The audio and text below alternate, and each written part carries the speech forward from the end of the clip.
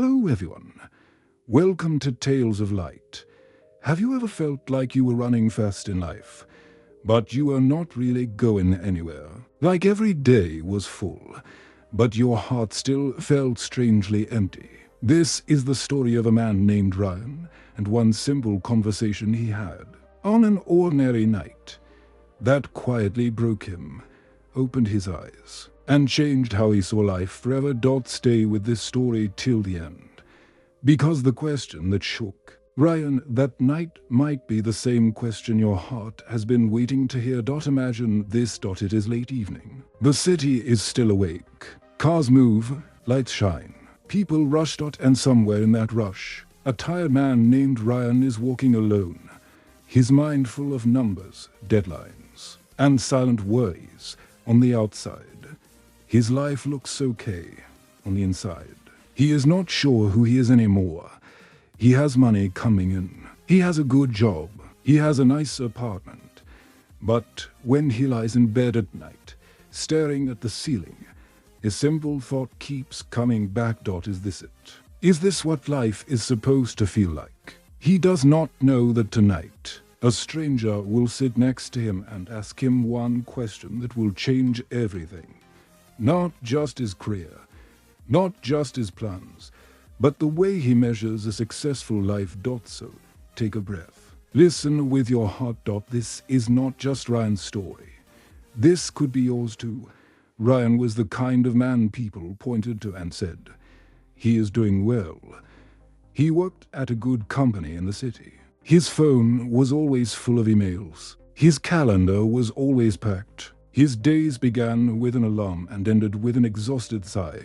Most mornings, he would grab coffee, check his messages, and tell himself the same thing. Just keep going. One day, it will all be worth it. He told himself that when he skipped family dinners. He told himself that when his friends stopped inviting him out because he was always busy. He even told himself that when his girlfriend left a short message one night that said, "I feel like I lost you months ago." On the outside, he shrugged it off. "Work comes first," he said. "There will be time for everything else later." But later never seemed to come.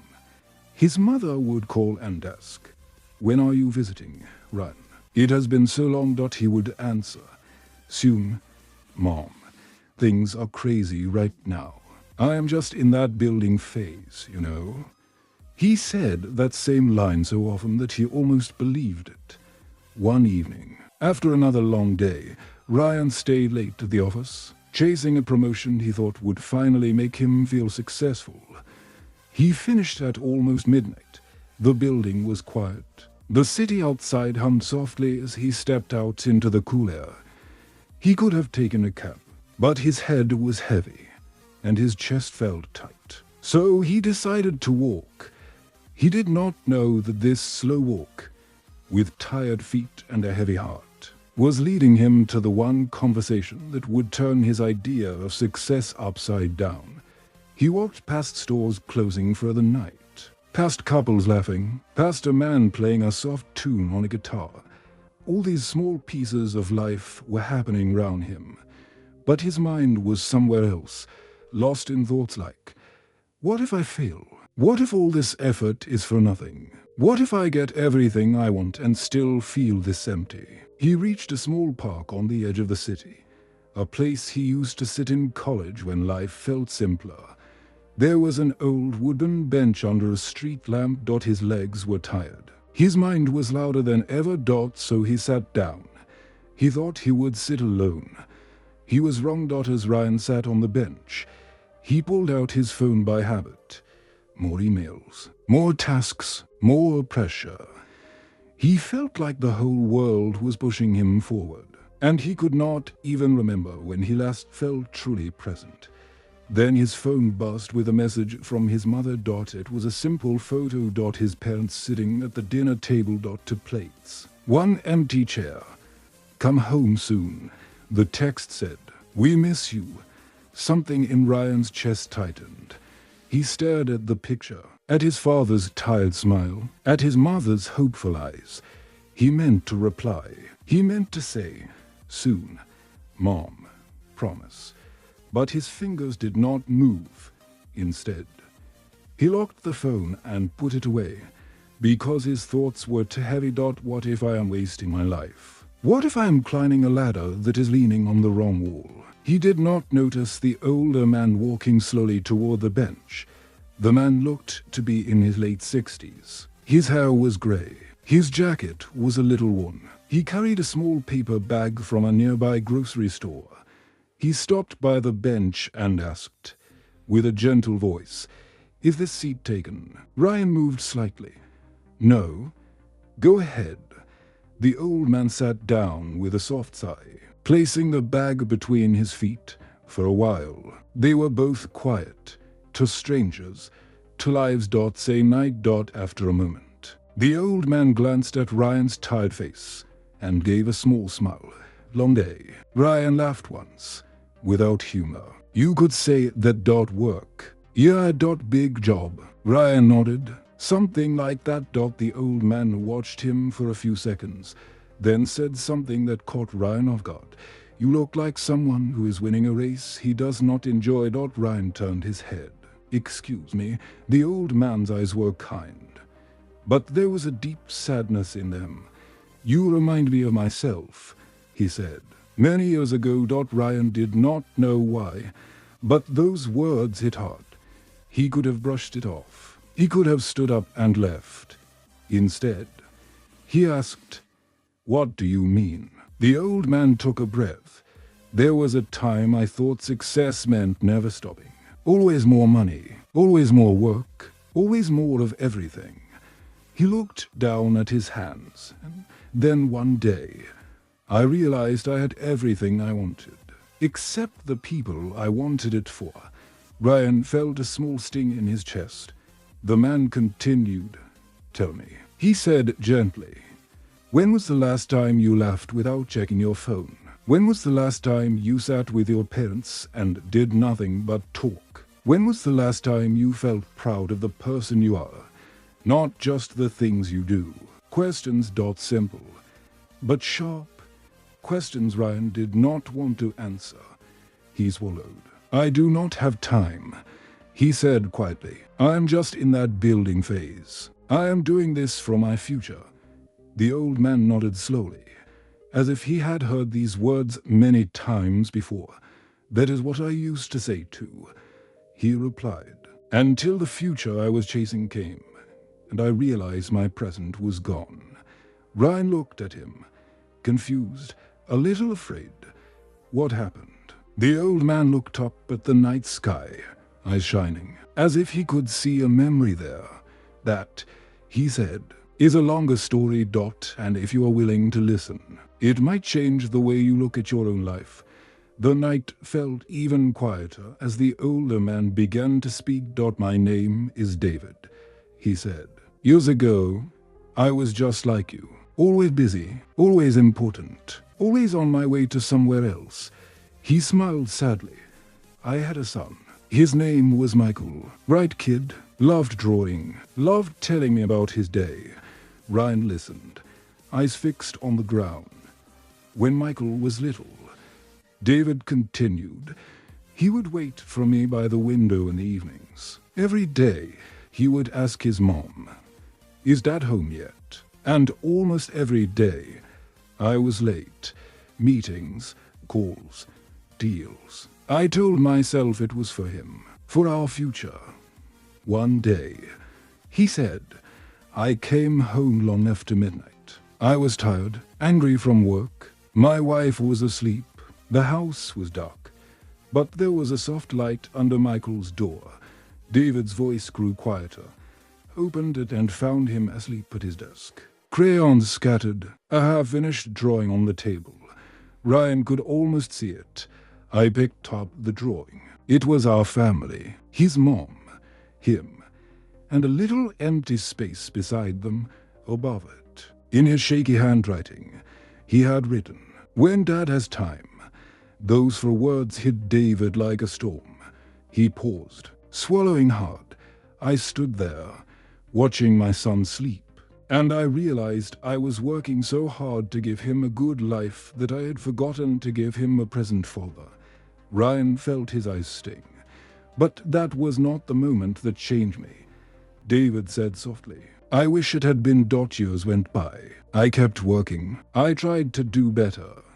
But I always found a reason to say, not now. I am busy. Then one day, when Michael was a teenager, we were driving together. I was on my phone, shouting at someone from work. I barely heard him when he said, Dad, can I ask you something? David looked away, his jaw tight. I said, not now, son. I am in the middle of something important. He was quiet for a moment. Then he asked one question that I still hear in my head every day. Dad, when do we get to live? The words hung in the air. Ryan felt his heart stop for a second. David's voice cracked. I did not answer him. He said, I kept talking on the phone. I told myself I would explain later. Later never came. There was an accident that night. Ryan turned to look at him, eyes wide. Michael did not make it. David said, tears now slipping down his face. The last real thing my son ever asked me was, when do we get to live? The bench fell into deep silence. Ryan's throat closed. He saw his own life in front of him. The missed calls, the ignored messages, the people waiting for him while he chased a future that kept moving away. David wiped his eyes. Do you know what haunts a man? He asked quietly. Not the things he failed to buy, not the job he did not get. What haunts a man are the moments he was alive but not really there. The people who needed love. While he was busy chasing approval, he turned fully to Ryan now. You say you are building your future. That is good. Work is good. Dreams are good. But answer me this, son. If your life ended tonight, would you be proud of how you treated the people in it? Would you be proud of how you treated yourself? Ryan could not speak. In his mind, he saw his mother's message, his father's quiet support, his ex-girlfriend's last text, the friends whose calls he stopped returning. He realized something that scared him. He was not really living. He was just running.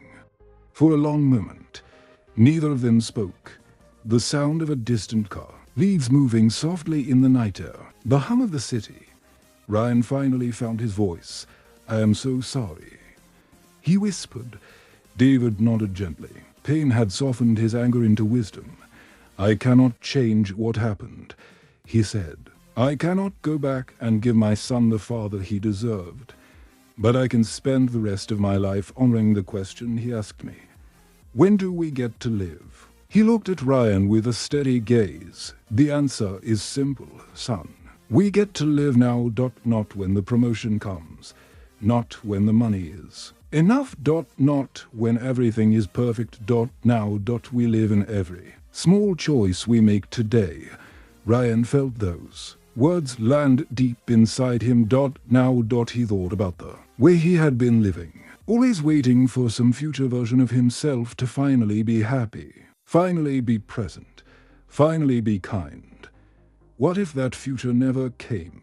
What if life was not about arriving somewhere, but about how he walked every day to get there? David continued.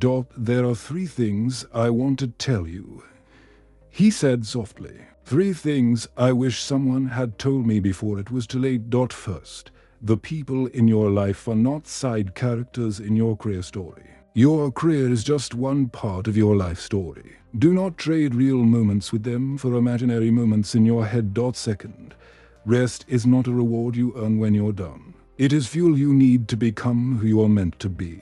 Do not be proud of being tired all the time. Third, success is not how high you climb, but how deeply you live. He paused. Ask yourself every day. He said, if today was my last day, would I be okay with how I spoke to the people I love? With how I treated my own heart? If the answer is no, change something. Ryan nodded. tears now running down his face. "I do not know where to start," he admitted. "You start with one call," David said. "One apology, one honest conversation, one evening where you put your phone away and listen. You start by choosing to be alive in this moment, not trapped in the next one." Ryan took out his phone with shaking hands. This time, he did not open his email. He opened his messages from his mother. His fingers moved slowly, but with a new kind of clarity. "Mom, I am coming to visit this weekend," he wrote. "I am sorry I have been so distant. I love you." He hit send. A small, simple act, but in his heart, it felt like he had just stepped off a speeding train. Ryan turned to David. "Thank you," he said quietly. David smiled, lines round his eyes deepening. "Do not thank me, son. Thank the question. When do we get to live?" He stood up, picked up his paper bag, and gave Ryan one last nod. "Make sure your answer is not someday. Make it today." Then he walked away into the night, leaving Ryan alone on the bench. But Ryan was not the same man who had sat down there. Days turned into weeks. Ryan kept his promise. He visited his parents that weekend, for the first time in a long time. He left his laptop closed. He sat at the same dinner table from the photo his mother had sent. There was laughter. There were stories. There were quiet moments where no one needed to talk, because just being together was enough.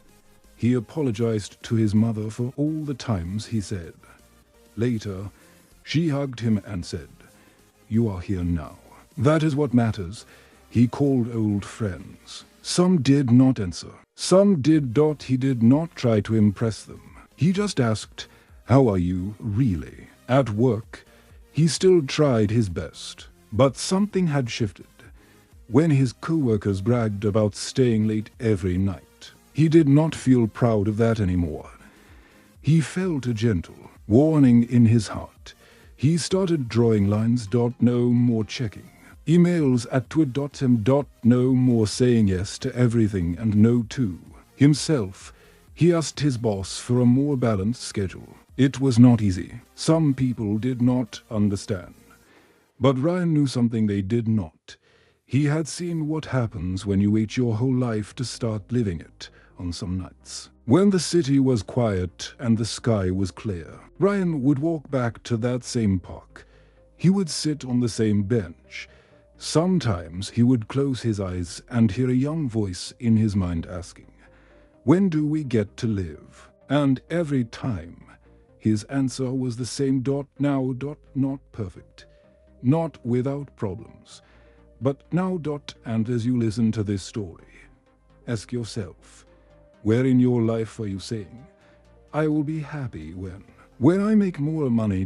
When I move to a better place, when they finally understand me. What if life is not waiting for you there? What if it is right here, in this moment, asking you gently, "When do you get to live?" And what if your answer could start changing today?